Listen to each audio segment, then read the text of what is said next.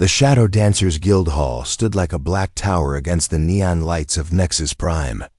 Inside the tower, killers from across the galaxy gathered to buy and sell death. The air smelled of metal and fear.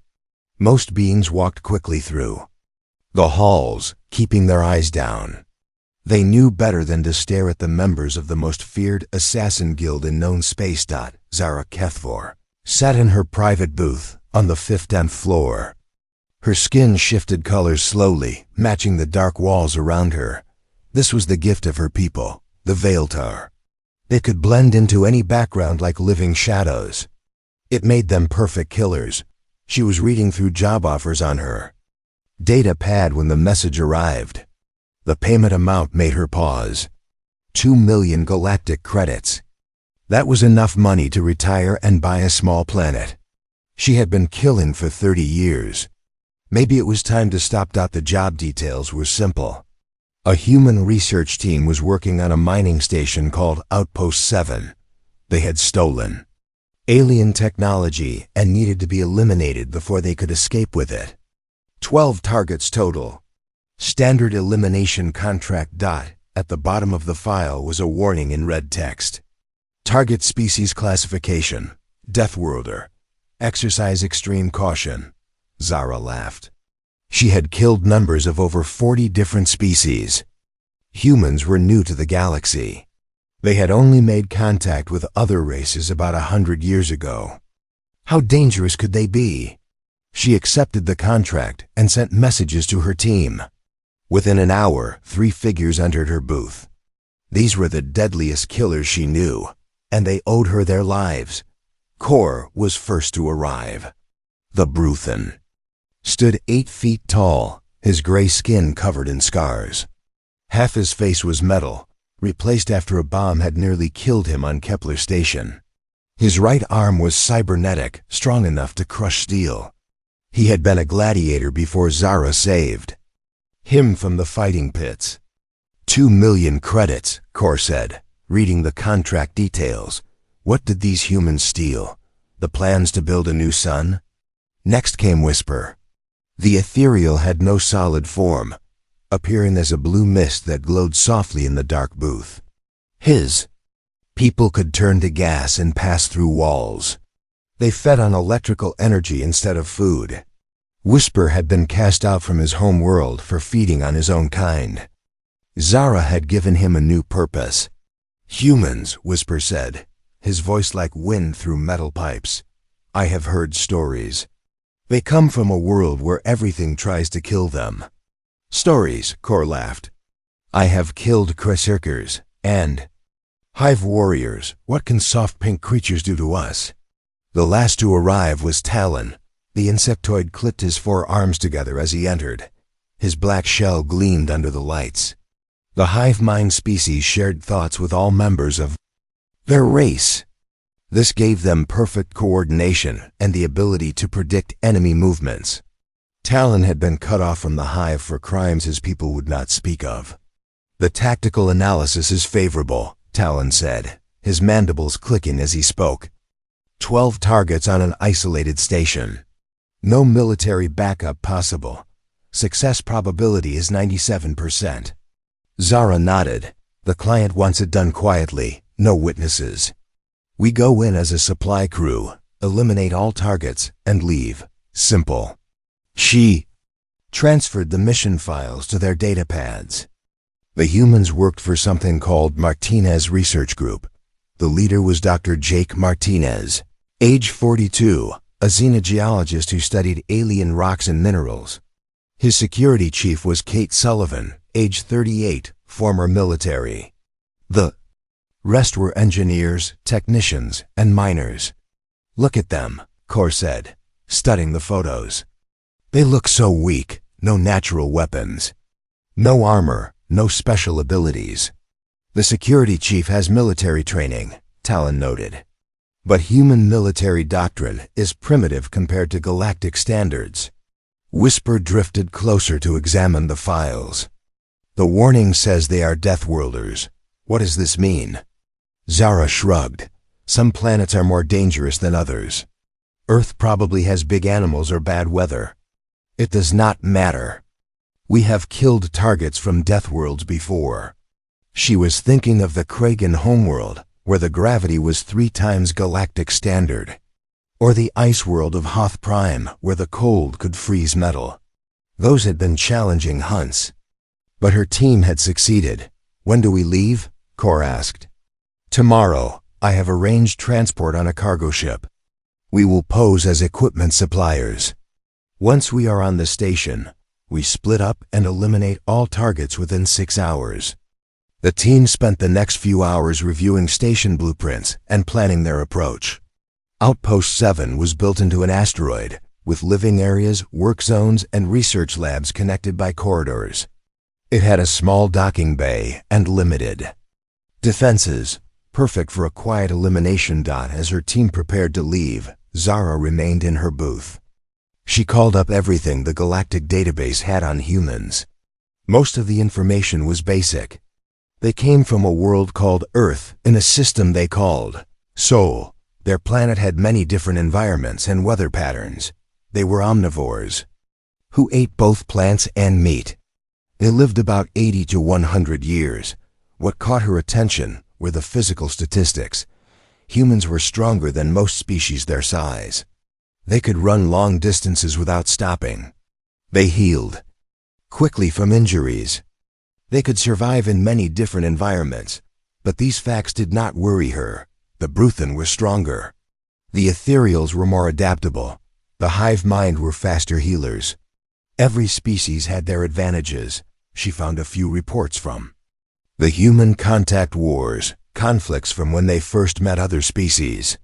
Most were classified, but the summaries mentioned that human conflicts were unusually short and decisive. Other species seemed reluctant to fight humans for extended periods. Zara closed the files. Probably just propaganda. Every species tried to make themselves sound more dangerous than they really were. The next morning, her team boarded the cargo ship Nebula Runner. The captain was a Zentari smuggler who asked no questions as long as he was paid. The journey to Outpost 7 would take 3 days. During the trip, Zara noticed something odd. When she mentioned their destination to the ship's crew, they became nervous. The Zentari engineer refused to help with the final approach. The pilot requested extra payment for what he called hazard duty. Why are they afraid? She asked the captain. Humans, he said, his 4 eyes blinking in sequence. I transported some once, nice enough, but there was something about them. The way they moved, the way they watched everything. Like predators pretending to be prey. You are afraid of 12 researchers on a mining station? The captain's tentacles twitched. I have been flying cargo for 40 years. I have met warriors, pirates, and killers. But humans are different. They smile when they talk about violence. They laugh at danger. There's something wrong with their minds. Zara dismissed his concerns. Fear made people see monsters where none existed. Soon she would complete this contract and retire with enough money to live in comfort for the rest of her life. On the 3rd day, Outpost 7 appeared on their screens. It looked like any other mining station, a collection of metal, buildings and equipment attached to a dark asteroid. Lights glowed in the windows, showing that people were home. Outpost 7, this is cargo ship Nebula Runner requesting docking permission, the pilot transmitted.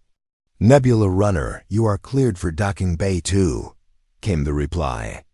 The voice was human, speaking in the standard galactic trade language with a slight accent. Welcome to Outpost 7, Zara smiled. Soon the hunt would begin. The docking bay doors closed with a heavy thud behind the Nebula Runner. Zara watched through the ship's cameras as 2 humans approached the cargo ship. They wore simple work clothes and carried data pads. Nothing about them looked dangerous. Remember, Zara told her team, we are equipment suppliers. Stay in character until we can spread out and begin elimination. They gathered their fake cargo containers and prepared to disembark. Inside the containers were their real weapons and equipment. To any scanner, they would look like mining tools and computer parts. The airlocks cycled open. The first human to greet them was a woman with short brown hair and calloused hands. She looked to be in her 30s. "Welcome to Outpost 7, she said with a smile. "I'm Lisa Parker, station engineer. Dr. Martinez is waiting to meet you in the main hub." Zara studied the human carefully. Lisa moved with confidence, her eyes taking in every detail of the arriving team. There was something about the way she carried herself that reminded Zara of soldiers she had killed. "Thank you," Zara replied, her skin shifting to a more neutral color. "We have the equipment your people requested." Lisa nodded and led them through the station corridors. The walls were metal and rock, typical of asteroid mining operations. But Zara noticed something odd.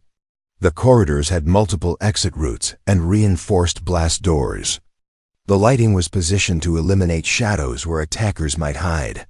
"How long have you been working here?" Cor asked, making conversation. "About 2 years, Lisa said. "Best job I ever had. Quiet, good pay, and the team is like family." They passed other humans in the corridors. A maintenance worker named Pete Johnson was fixing a wall panel. He looked up and nodded as they passed. His eyes lingered on Cor for a moment longer than normal. In the mess hall, they saw 3 more humans eating dinner. They stopped talking when the visitors entered, watching them with curious expressions. Zara felt like she was being studied. "Here we are," Lisa said, stopping at a door marked Central Hub. "Dr. Martinez is inside." The Central Hub was a large room filled with computers and display screens. Maps of the asteroid showed mining tunnels and ore deposits. At the center of the room stood a man with graying hair and intelligent eyes. "Dr. Jake Martinez," he said, extending his hand. "Thank you for coming all this way." Zara shook his hand, noting his firm grip. "We are happy to help. Where would you like us to set up the equipment?" "The main lab would be perfect," Martinez said. "Kate can show you the way." A woman stepped forward from behind one of the computer terminals. Kate Sullivan was taller than the others, with short black hair and scars on her hands. She moved like a predator, each step deliberate and controlled. "This way," Kate said, her voice carrying authority. As they walked, Zara noticed more details about the station. The air recycling systems had been modified for efficiency. Emergency supply caches were hidden in corridor walls. The humans had turned their mining station into something that could survive almost anything. "Expecting trouble?" Talon asked, his mandibles clicking. Kate glanced at him. "Always. Space is dangerous. Asteroids shift, equipment fails, pirates attack. Better to be ready for anything." They reached the main laboratory. It was filled with rock samples, analysis equipment, and computer terminals. Dr. Martinez and 2 other humans were already there, waiting. "Let me introduce the rest of the team," Martinez said. "This is Rick Torres, our chief engineer, and Jenny Adams, our geologist." Rick was a large man with strong arms and oil-stained clothes. Jenny was young with bright eyes and quick movements. Both watched the visitors with interest. "We can set up your equipment over here," Rick said, pointing to an empty area. "The power connections are already in place," Zara nodded. "We will need a few hours to properly install everything. Perhaps we could work through the night?" "Of course," Martinez said. "The station never really sleeps. Someone is always working." "Perfect," Zara thought. They would wait until the night shift when fewer people were awake. Then they could begin the elimination. The humans left them alone to set up their equipment. Zara's team opened the containers and began assembling their real tools. Weapons, sensors, and communication devices. Everything they needed to kill 12 people and disappear. "Something feels wrong," Whisper said, his gaseous form flickering with concern. "These humans are too calm, too prepared." "Prepared for what?" Cor asked. "They think we are equipment suppliers." "Look at this place," Talon said, studying the laboratory. Every surface can be used as cover. Every tool can become a weapon. These humans think like soldiers. Zara considered this. Kate Sullivan has military training. She probably taught the others basic security. It does not change our mission. They finished their preparations as the station entered its night cycle. The lights dimmed and the corridors became quieter. According to their intelligence, only 4 humans would be awake during this shift. Remember the plan, Zara said. Whisper takes the research lab. Core handles the engineering section. Talon covers the living quarters. I will eliminate the command center. No survivors. They split up and moved to the station. Zara made her way toward the central hub where the night shift supervisor would be working. Her skin shifted to match the corridor walls, making her nearly invisible. Meanwhile, Whisper drifted through the ventilation system toward the research lab. His gaseous form could pass through the smallest gaps. He had killed dozens of targets. This way, appearing inside locked rooms like a nightmare, he found the lab and began to materialize. The room was dark except for the glow of computer screens. A human sat at one of the terminals, his back to the door. Perfect, Whisper took solid form behind the human. It was Pete Johnson, the maintenance worker they had seen earlier. He was working on some kind of repair, completely unaware of the danger.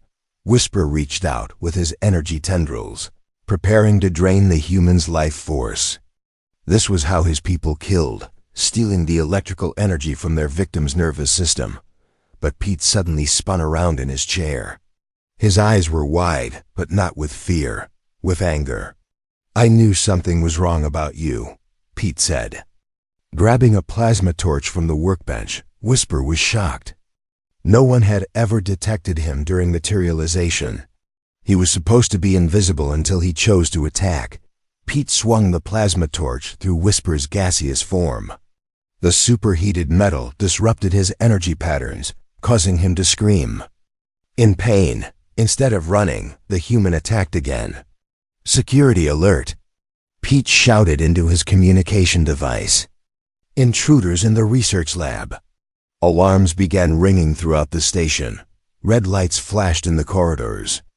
Zara heard the announcement over the intercom system. All personnel to emergency stations. This is not a drill. Intruders on the station. The plan was falling apart.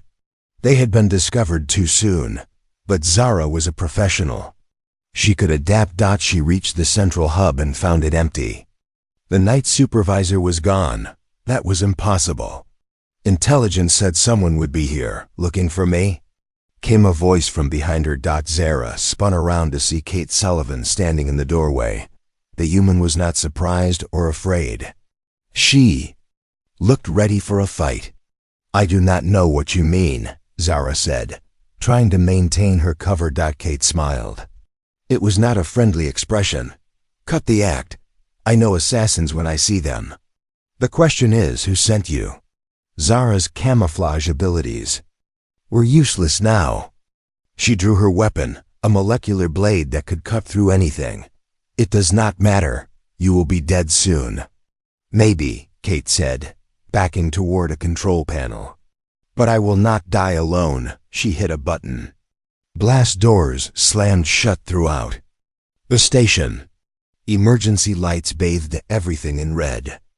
The air recycling system shifted to emergency mode. Zara realized with growing alarm that the humans had turned their mining station into a fortress, and they were trapped inside with 12 very angry Deathworlders. Out over the intercom came Dr.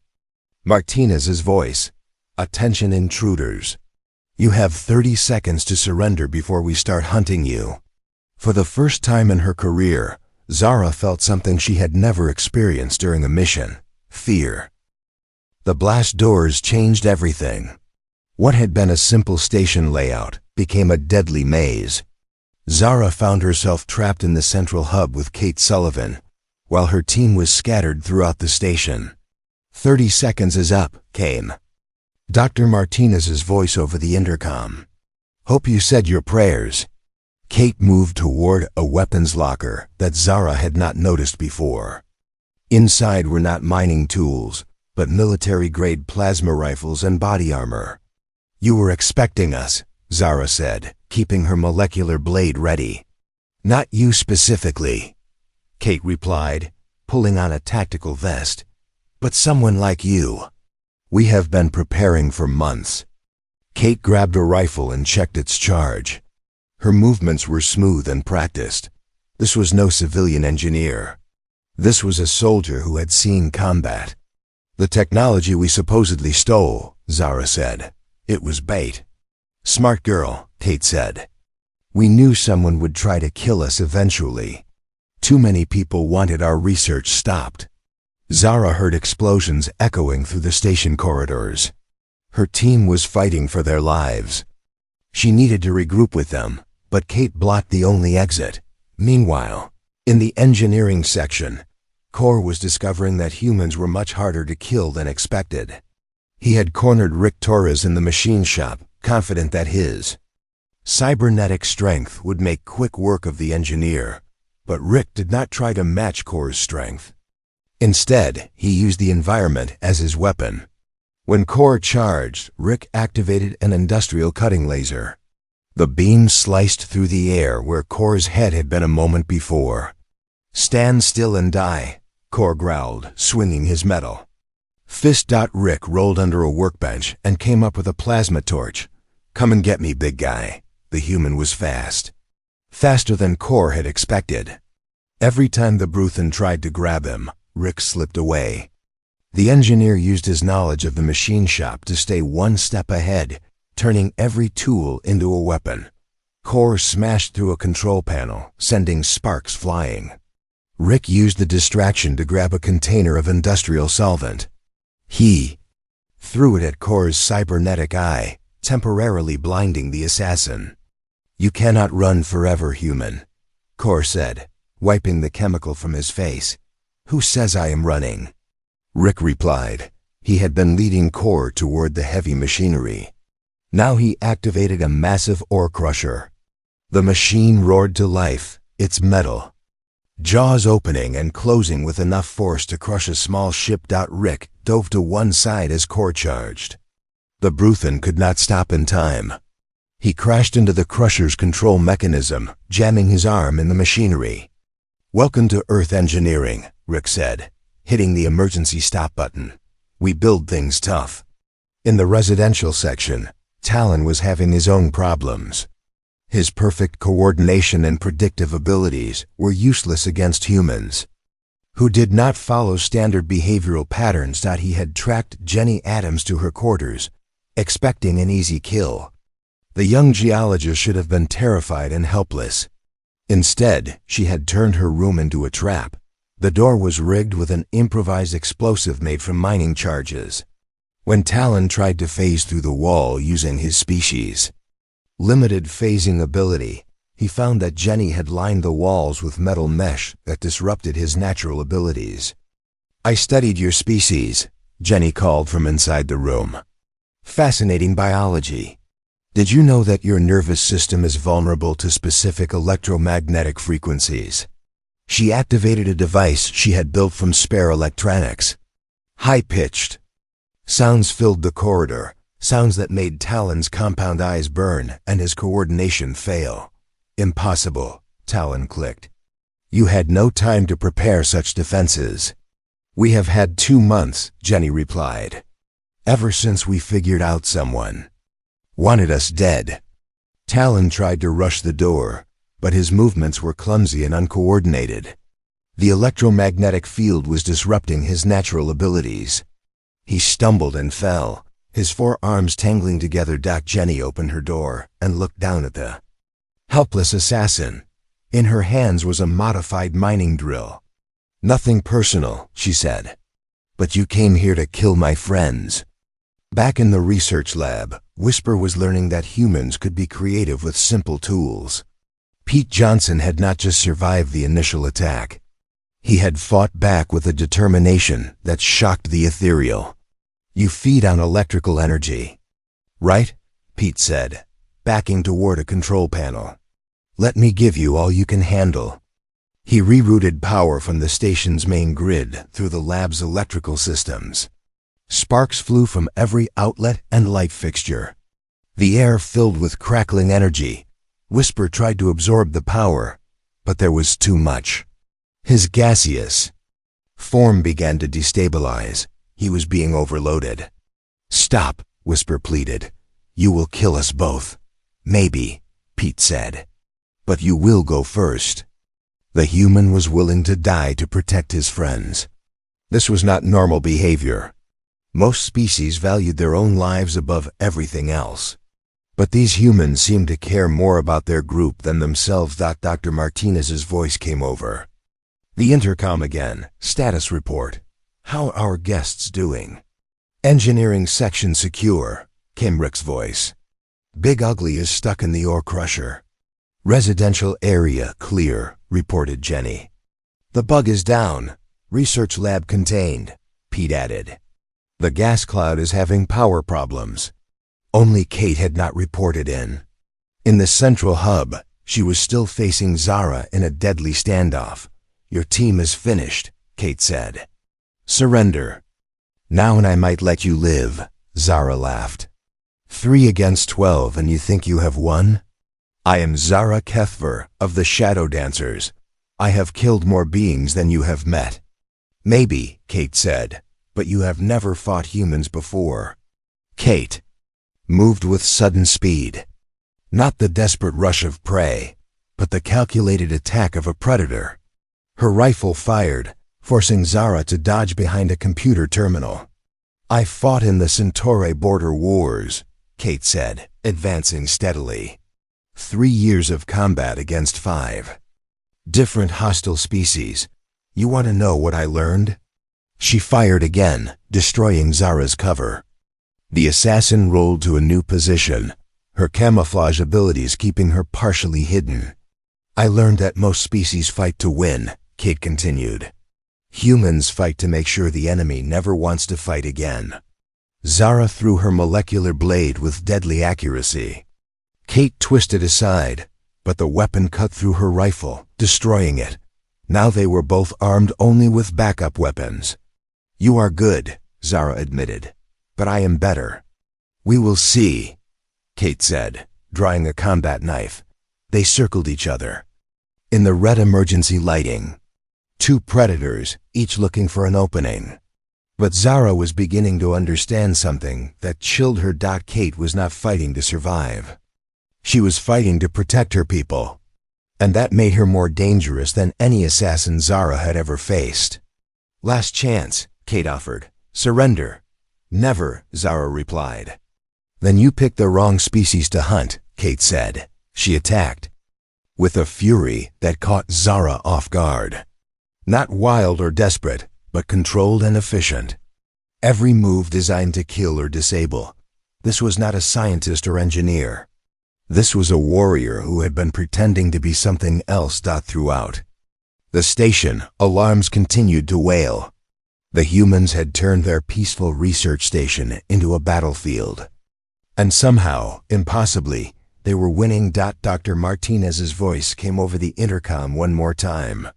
"Attention remaining intruders, you came here to kill us. Now you get to learn why even the galaxy's deadliest assassins fear Deathworlders." For Zara, the lesson was just beginning. The knife fight between Zara and Kate ended when the station's power core began making strange noises.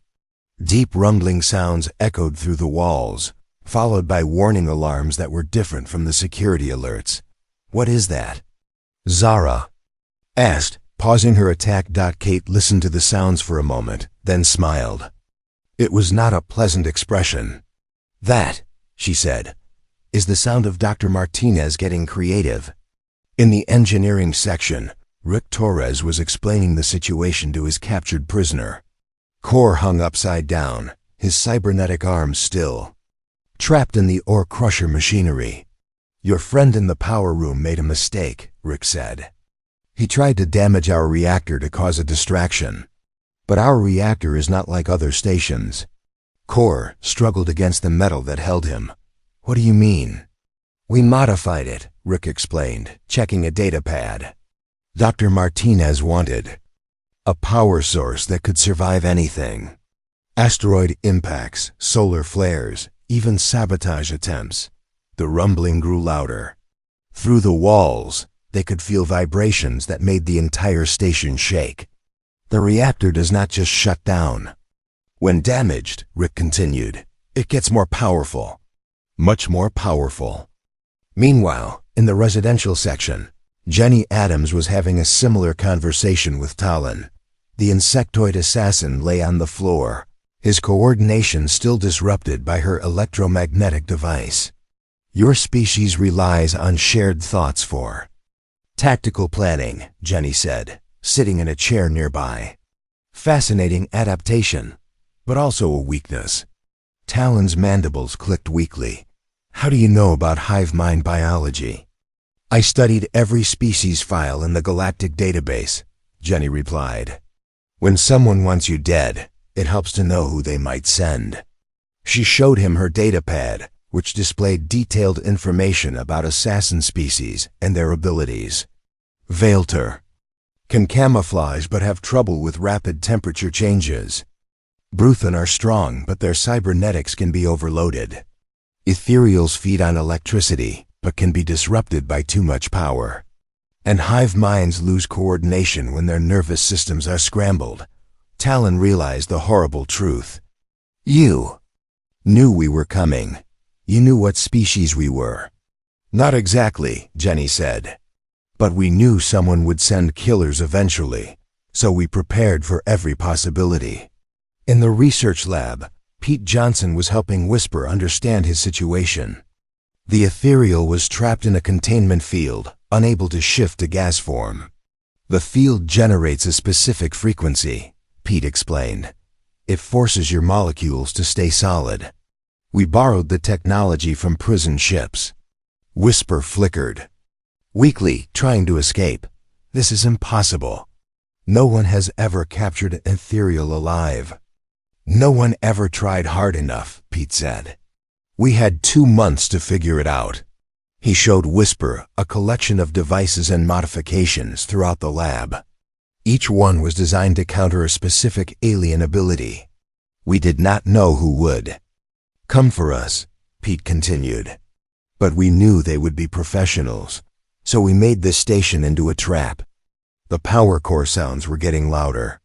Emergency lights flashed faster. The station's artificial gravity fluctuated, making everyone feel lighter than heavier. Dr. Martinez's voice came over the intercom, but now he sounded different, more serious, more dangerous. Attention, assassins.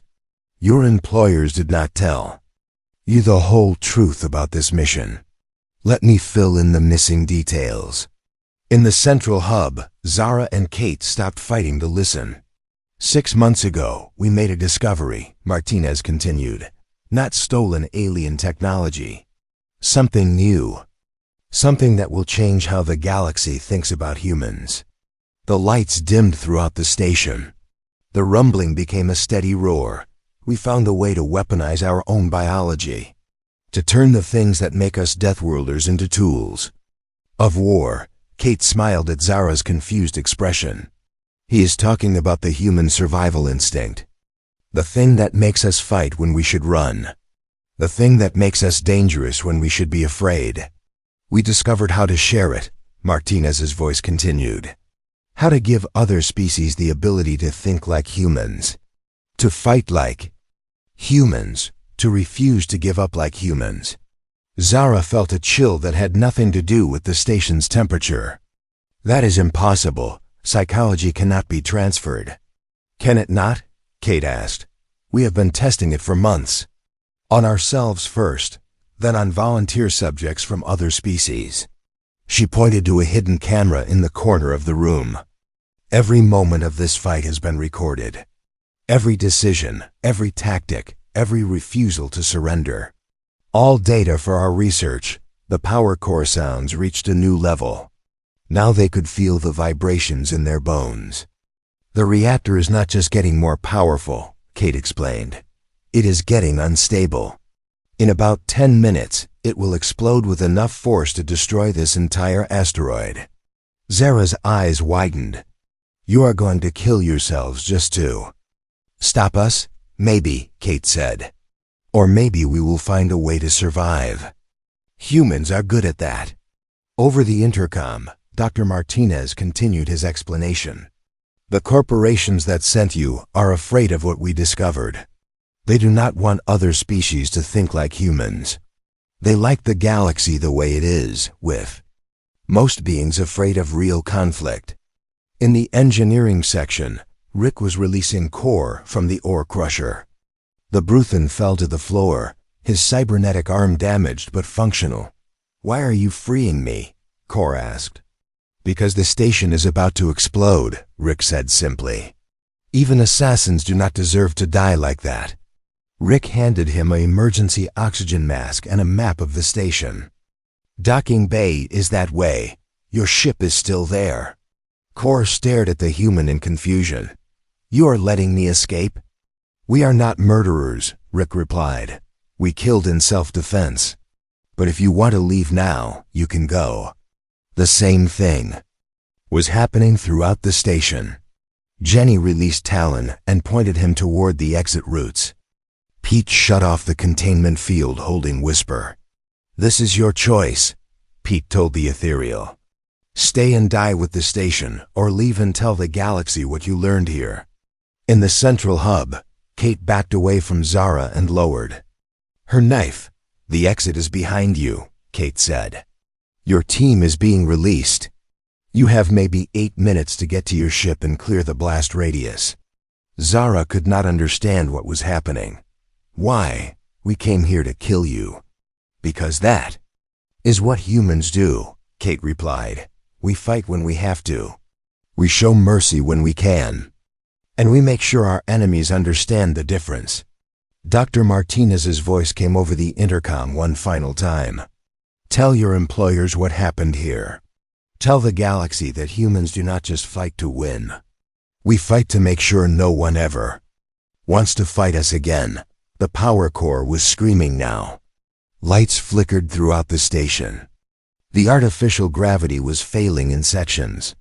Move, Kate ordered. If you want to live, move now. Zara ran toward the exit, her mind racing. She had never encountered anything like this. An enemy that defeated her, then let her go. An enemy that was willing to die to protect their research, then willing to show mercy to save their attacker Zod. As she reached the corridor, she looked back. Kate was not following. None of the humans were heading for the exits. What about you? Zara called. Kate smiled. We have work to finish, data to transmit, messages to send. The station will explode. Maybe, Kate said. But humans are very good at surviving impossible situations. It is what we do. Zara ran through the corridors, following the exit signs. Behind her, she could hear the humans talking calmly to each other, discussing their final preparations like they were planning a picnic instead of facing death. She reached the docking bay to find her team already there. Core, Talon, and Whisper were loading onto their ship, all of them looking confused and shaken. What happened? Core asked as they launched. I think, Zara said slowly, we just learned why they call humans Deathworlders. The Nebula Runner cleared the asteroid field just as Outpost 7 exploded. The blast lit up space like a new star, sending chunks of rock and metal flying in all directions. Zara watched from the ship's bridge as the place where she had almost died disappeared in fire and light. They stayed behind, Whisper said, his gaseous form flickering with confusion. They could have escaped, but they chose to die. Did they die? Talon asked, his mandibles clicking nervously. Or did they find a way to survive? None of them knew the answer. The explosion had been too big, too bright. Nothing could have survived it. But the humans had seemed so confident, so sure of themselves. Core nursed his damaged cybernetic arm and stared at the debris field. I do not understand them. They defeated us, then let us go. They had every right to kill us. That is what makes them dangerous, Zara said quietly. They do not think like other species. They do not follow the rules. The cargo ship's captain, the Zentari smuggler, was already setting course for the nearest jump point. He wanted to get far away from human space as quickly as possible. I told you, he said to Zara. I told you humans were different, but you did not listen. 3 days later, they arrived back at Nexus Prime. The Shadow Dancers Guild Hall looked the same as always, but Zara felt different walking through its corridors. She had failed a mission for the first time in her career. Worse, she had been defeated by people she was supposed to kill. The Guildmaster was waiting in his office. Vex Shadowbane was an ancient Darkling, one of the original founders of the Shadow Dancers. His black eyes showed no emotion as Zara entered. Explain, he said simply. Zara told him everything. The humans' preparations, their tactics, their weapons, their willingness to die rather than surrender. And finally, their decision to show mercy to enemies who had come to kill them. When she finished, Vex was quiet for a long time. You are saying that 12 researchers defeated 4 of our best assassins? Yes, Zara said. And then they let you escape? Yes. Vex leaned back in his chair. In 300 years of operation, no Shadow Dancer team has ever failed a standard elimination contract. I know. Our reputation is built on success, fear, the knowledge that we always complete our missions. Zara waited for him to order her execution. Failure in the Shadow Dancers was punishable by death. Instead, Vex pulled up a holographic display. This arrived an hour ago. A message from the clients who hired you. The display showed a well-dressed Centauri businessman. His face was pale with fear. The contract is cancelled, the alien said. Do not attempt to complete the mission. Do not go near human space. We are withdrawing all claims against the Martinez Research Group. The message ended. Vex looked at Zara with something that might have been respect. What did those humans do? To scare a major corporation into canceling a 2 million credit contract. I think, Zara said slowly, they sent a message. She was right. In the days that followed, reports began arriving from across the galaxy. The explosion of Outpost 7 had been visible from several systems. But more importantly, the humans had transmitted their research data moments before the 4 station was destroyed. The transmission was not sent to human authorities or military commands. It was broadcast to every major news network, every scientific organization, and every government in known space. The humans wanted everyone to know what they had discovered, that Dr. Martinez had been telling the truth. They had found a way to weaponize human psychology, not through drugs or technology, but through training and conditioning. They could teach other species to think like Deathworlders. The research data included videos of volunteer test subjects. A normally peaceful Aquarian learning to fight with human determination. A Zenith trader refusing to back down from superior opponents. A collective drone acting independently instead of following hive orders. But the most shocking part was the final message recorded by Dr. Martinez himself just before the explosion. To whoever is watching this, the doctor said, standing in the burning wreckage of his laboratory, you have just seen what happens when you threaten humans. We do not just defend ourselves. We make sure you never want to attack us again. Behind him, the other humans could be seen working frantically at computer terminals, uploading data even as their station died around them. You sent assassins to kill us, Martinez continued. Professional killers from the most feared guild in the galaxy. They failed, not because we were stronger or better armed, but because we were willing to do whatever it took to protect our work and our people. The camera shook as another explosion rocked the station. This research will change the galaxy. Other species will learn to fight like humans, to think like humans, to refuse to surrender like humans. And when that happens, The age of easy conquest will be over. The message ended with the image of the humans still working, still transmitting, even as their world burned down around them.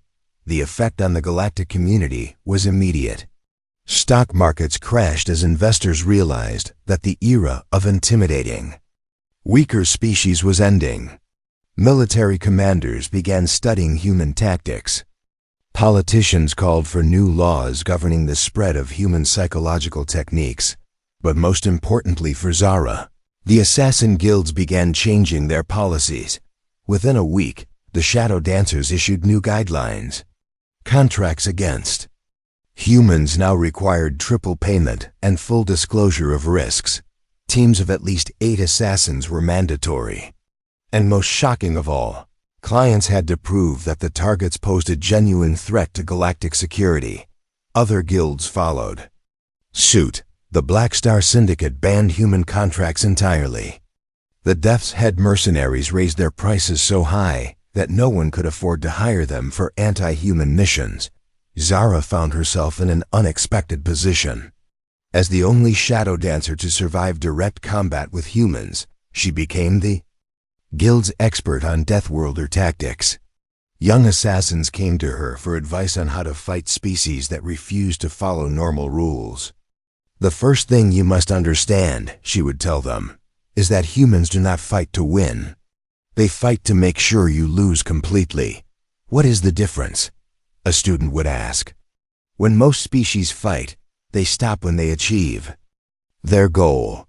When humans fight, they do not stop until their enemy can never threaten them again. She would show them the videos from Outpost 7, the way Rick Torres had turned every tool into a weapon, the way Jenny Adams had studied her enemy's weaknesses months in advance, the way Kate Sullivan had fought not just to survive, but to protect her people.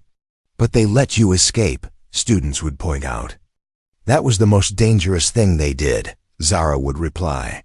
They sent us back to tell this story, to spread fear, to make sure that other assassins would think twice before accepting contracts against humans. Did it work? Zara would smile grimly. How many human contracts has the guild accepted since then? The answer was 0. In the months following the Outpost 7 incident, not a single major assassin organization had taken a contract against human targets. The message had been received loud and clear, but the story did not end there. 6 months later, Zara received a package with no return address. Inside was a simple data chip and a handwritten note. Thanks for spread the word, Kate. The data chip contained surveillance footage from Outpost 7 recorded during the final explosion. It showed the humans evacuating through hidden escape pods built into the asteroid's mining tunnels. All 12 researchers had survived. They had known about the escape routes all along. The explosion, the dramatic last stand, the apparent sacrifice. It had all been carefully planned theater designed to send a message to the galaxy. Zara laughed despite herself. Even in defeat, the humans had been teaching lessons. They had shown mercy to their enemies, demonstrated their capabilities, and escaped to continue their work. All while making it look like a heroic last stand. Now she understood why they called Earth a death world. It was not because the planet was dangerous to visit. It was because the species that evolved there was dangerous to fight. The warning that had come with her original contract finally made sense. Target species classification, Deathworlder. Exercise extreme caution. She should have listened. Because now she knew the truth that every assassin in the galaxy was learning, even elite. Assassins run when Deathworlders show up.